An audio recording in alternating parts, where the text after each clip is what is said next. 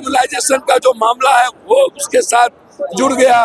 तो इसीलिए जो मुद्दे हैं सरकार उसकी मांग को पूरी करे।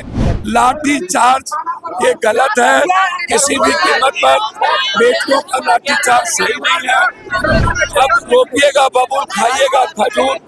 और छात्र की इस तरह के किसी भी तरह के आंदोलन में अलग अलग रूप ना हो और अलग अलग राजनीति ना हो। 17वीं बीपीएससी परीक्षा को लेकर आज पूरे राजधानी के पटना के सड़कों पर अभ्यर्थियों को दुरा कर पुलिस के द्वारा बर्बरतापूर्वक पीटा गया। लेकिन इस बीच गर्दनीबाग धरना स्थल पर कई शिक्षक मौजूद थे, लेकिन पूर्णिया से निर्दलीय सांसद पप्पू यादव पहुंचे, नॉर्मलाइजेशन के सपोर्ट में पहुंचे कि अभ्यर्थी का जो मांग है वो मांग जायज़ है और नॉर्मलाइजेशन किसी भी सूरत में लागू नहीं होना चाहिए। और उन्होंने ये भी कहा कि जो अभ्यर्थी फॉर्म सबमिट नहीं कर पाए उन्हें मौका दिया जाए। और पेपर लीक को लेकर क्या कुछ कहते नज़र आ रहे हैं निर्दलीय सांसद पप्पू यादव, आप पूरे बयान को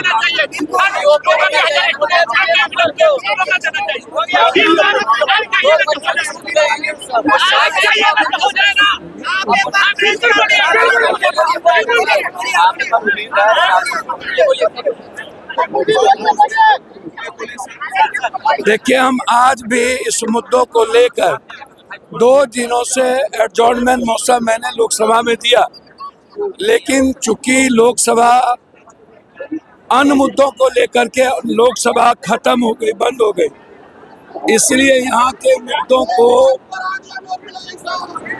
हम उठा नहीं पाए। हमने ट्वीट किया था, बच्चों का जो मांग है वो है नॉर्मलाइजेशन का नहीं होना चाहिए और डेट एग्जामिनेशन को बढ़ाने का।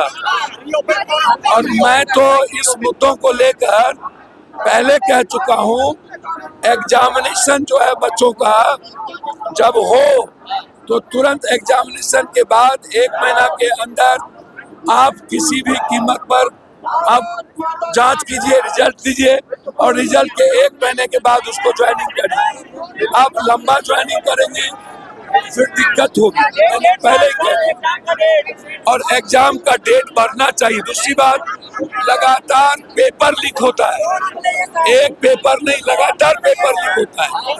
ये पेपर लीक कब तक होगा?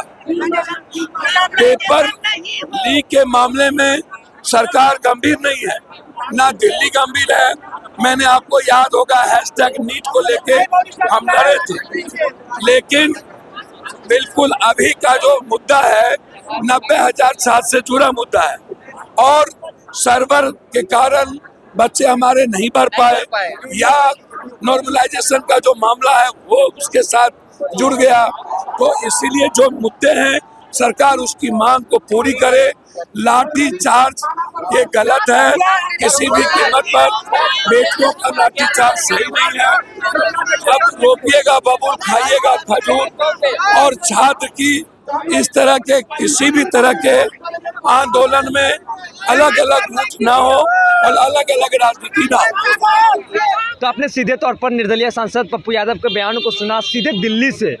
और लोकसभा का सत्र चल रहा है, अभी शीतकालीन सत्र चल रहा है, लेकिन ठीक दिल्ली से बिहार की राजधानी पटना पहुंचे और सीधे गर्दनीबाग धरना स्थल पर पहुंचे और अभ्यर्थी के सपोर्ट में आप बैठे और उन्होंने कई बात कही।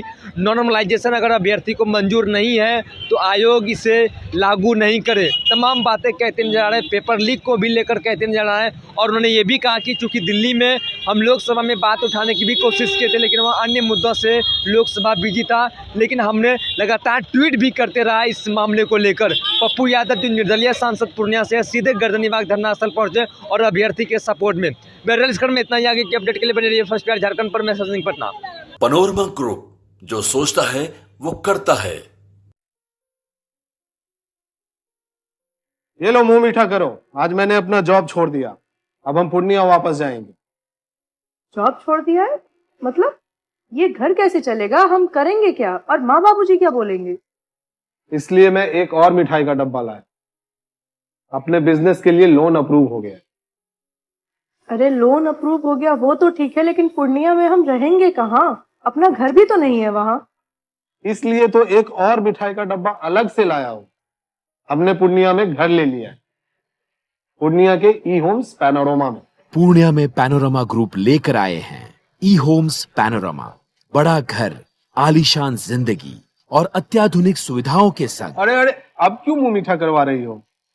क्योंकि हम घर वापसी जो कर रहे हैं।